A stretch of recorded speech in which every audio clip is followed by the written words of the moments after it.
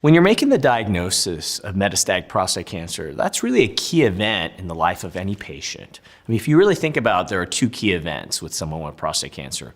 One is when they first are diagnosed with metastatic disease on scans, and another one is when they develop castration resistance. That means their testosterone level's low and the PSA is rising. But the first one that I mentioned, the diagnosis of metastatic disease on scans, that actually points towards the standard imaging that we use, which is with CT scans and bone scans. And if you look at the clinical trials with the new therapeutic agents that are out there, that's what they use, CT scans and bone scans. Certainly there are newer imaging modalities out there, flucyclovine PET-CT, the PSMA PET-CT, but those at this point in time were not utilized for diagnosis of metastatic disease in the clinical trials. The clinical trials that led to the approval of enzalutamide and apalutamide in the M0 castration-resistant prostate cancer setting, or the non-metastatic castration-resistant prostate cancer setting, accrued a specific subset of high-risk patients for the development of metastatic disease. Those patients had a PSA doubling time of less than 10 months prior to enrollment on the trial, and they used standard CT scans and bone scans for imaging the metastatic disease.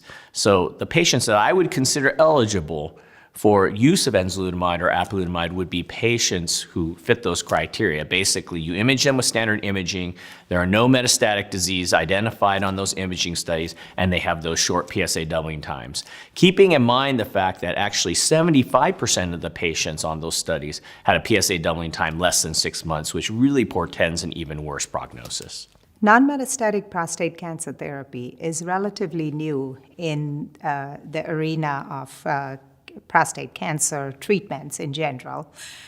The treatments that are currently FDA approved are two different medications. One is called apalutamide and the other is called enzalutamide. Both of these are androgen receptor axis targeted agents that have shown efficacy in terms of delaying metastatic-free survival in non-metastatic prostate cancer. And both of these are indicated in patients with rapidly progressing disease, which is typically defined by the PSA doubling time.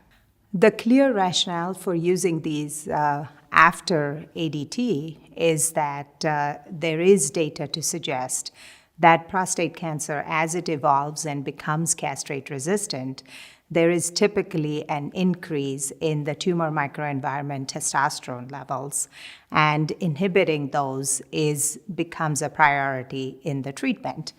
The other mechanism is that there is an increased density of androgen receptor, and because of that also, it is important to try and block the androgen receptor axis in non-metastatic castrate-resistant disease.